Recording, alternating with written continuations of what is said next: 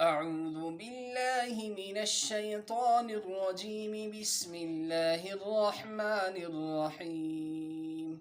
فرحين بما آتاهم الله من فضله ويستبشرون بالذين لم يلحقوا بهم من خلفهم ألا خوف عليهم ولا هم يحزنون. يستبشرون بنعمة من الله وفضل وأن الله لا يضيع أجر المؤمنين الذين استجابوا لله والرسول من بعد ما أصابهم القرح للذين أحسنوا منهم واتقوا أجر عظيم. الذين قال لهم الناس إن الناس قد جمعوا لكم فاخشوهم فزادهم إيمانا وقالوا حسبنا الله ونعم الوكيل. فانقلبوا بنعمة من الله وفضل لم يمسسهم سوء واتبعوا رضوان الله والله ذو فضل عظيم. صدق اللہ العظیم. محترم سامعین، السلام علیکم ورحمۃ اللہ وبرکاتہ. درس تفسیر کے سلسلہ میں آج ہم سورۃ آل عمران کی آیت نمبر 170 سے لے کر 176 تک تلاوت کر رہے ہیں. یعنی آج کا ہمارا سبق آیت نمبر 170 سے لے کر 176 تک ہے. قرآن کھول کر بیٹھ جائیے اور غور سے سنیے. اللہ کا کلام ہے، اللہ کا فرمان ہے.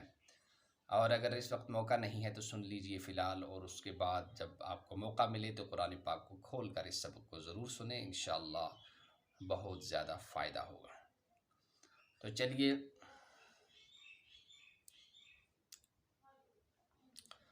کہ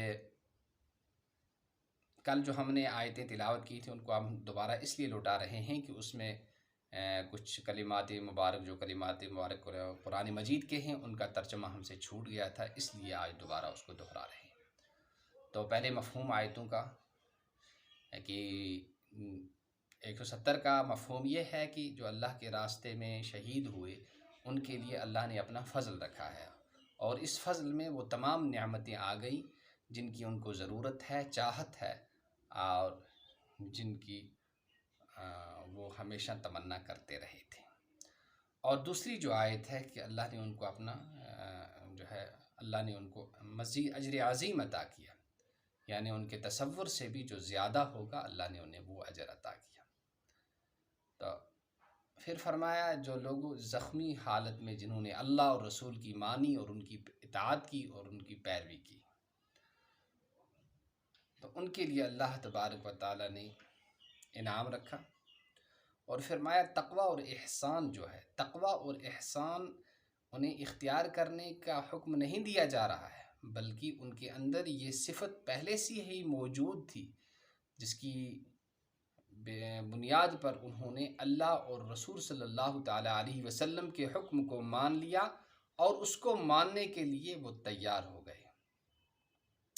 پھر جو یہاں ڈرانے کا جو کہا گیا ہے اور ڈرانے کی جو بات آئی ہے، یہ غزوہ احد میں جب مسلمانوں کو پسپائی اختیار کرنی پڑی اور اس میں مسلمانوں کے 70 افراد شہید ہو گئے تو مشرکین کے حوصلے اس سے بڑھ گئے. ابو سفیان نے دوبارہ لشکر اکٹھا کر کے مسلمانوں کے خلاف یورش کرنے اور حملہ کرنے کی سوچ لی تھی، اور اس کے لیے وہ تیاریاں بھی کر رہا تھا. لیکن پھر ایسا ہوا کہ اس نے اپنے جو ساتھی تھے ان سے کہا کہ دیکھو یہ گرمیوں کا موسم ہے، اس میں آپ کے جانوروں کو کھانے کے لیے چارہ نہیں ملے گا، گھاس پانی نہیں ملے گا، تو دودھ کہاں سے ملے گا؟ جب دودھ نہیں ملے گا تو آپ کیا کھاؤ پی؟ وہ یہ زمانہ نہیں تھا کہ ہر قسم کی کھانے پینے کی، دودھ اور گوشت وغیرہ اور کھجور وغیرہ پر گزارا ہوتا تھا. تو آپ کو دودھ نہیں ملے گا، تو سفر میں کھجوریں بھی نہیں تھی، لہٰذا آج نہیں جاتے. پھر اس نے اپنے ارادے کو ترک کر دیا.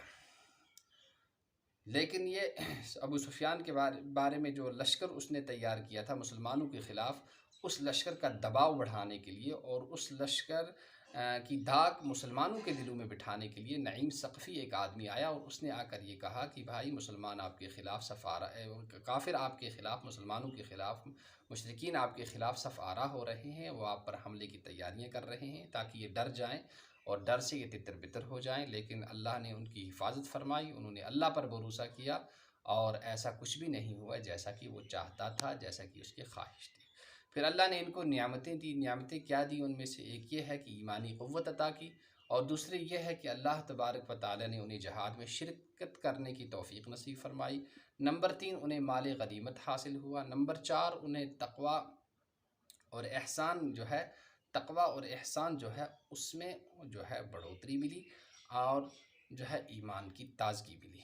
تو یہ تمام چیزیں جو ہے انہیں ملی، یعنی دنیاوی فائدے بھی ملے، ایمانی طاقت ملی، جہاد میں شرکت کرنے کی توفیق ملی، اور مال تجارت ملا، اور اللہ کا فضل ملا اور ثواب ملا۔ یہ بہت سارے فائدے ملے ان مسلمانوں کو جنہوں نے سختی کی حالت میں بھی اللہ اور رسول صلی اللہ علیہ وسلم کی بات کو مانا۔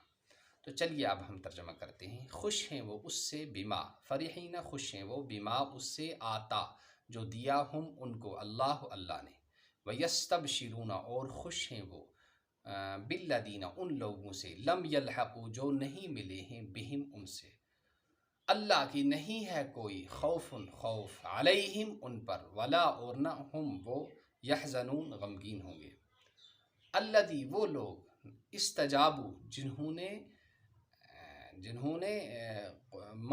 بات مان لی، للہ اللہ کی، والرسول اور رسول کی، من بعد اس کے بعد اصابہم القرح انہیں زخم لگ گئے تھے، من بعد ما اصابہم القرح، للذین ان لوگوں کے لیے احسنوا جنہوں نے احسان اختیار کیا، جنہوں نے نیکی کی، واتقوا اور اللہ سے ڈرتے رہے، اجر عظیم بڑا اجر ہے۔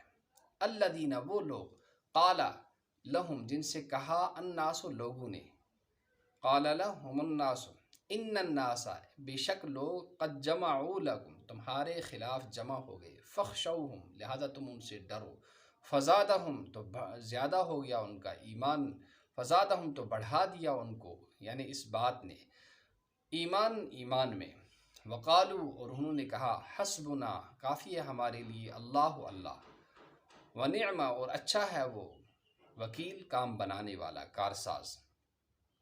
فانقلبوا پھر وہ واپس آئے، نعمت کے ساتھ، من اللہ کی طرف سے، وفضل اور فضل کے ساتھ، لم یمسسہم نہیں پہنچی ان کو، سوء کوئی برائی کوئی ناگواری، واتبعوا اور انہوں نے پیروی کی، رضوان اللہ تعالیٰ کی خوشنودی کی، اللہ کی رضا کی، واتبعوا رضوان اللہ، ذالک یہ هو الفوز العظیم بڑی کامیابی ہے۔ تو محترم سامعین، ان آیتوں کا ترجمہ اچھی طرح سے یاد کر لیں، سمجھ لیں، ان پر عمل کریں۔ اللہ تعالی ہمیں قرآن پاک کو سمجھنے کی اور علم دین کو سیکھنے کی، اس پر عمل کرنے کی اور باقیوں تک پہنچانے کی توفیق نصیب فرمائے۔ والسلام علیکم ورحمۃ اللہ وبرکاتہ۔